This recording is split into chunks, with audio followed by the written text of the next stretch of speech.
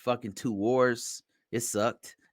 It was during 9/11 and shit, but I went into IT and yeah, and then I got experience there, very valuable experience.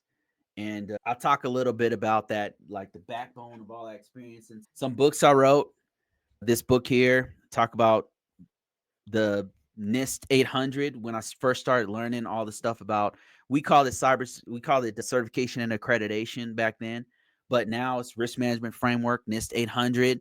So you can find it in this book. You can find this on Amazon, by the way. Brought to you by. So this is brought to you by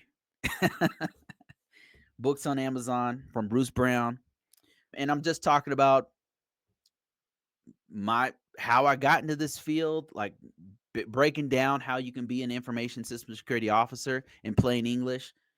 You can get the information off the internet for free, but when you learn from somebody who's doing it, for me personally, when I learn from somebody who's doing it and who's gives practical examples of how and why it's being done, it makes more sense to me personally. So that's whenever I buy courses, I still buy courses like to go into like cloud or whatever. And I usually look for somebody who's already in the field because I want to learn from somebody who's can give me practical examples. Anyway, got some more questions, comments, stuff here. Let me see. Let me see. Franz Fearon says cloud is super important. Cloud security is super important. Hell yeah, it is. Agreed. Big understatement. Yeah, no kidding. AI is everywhere.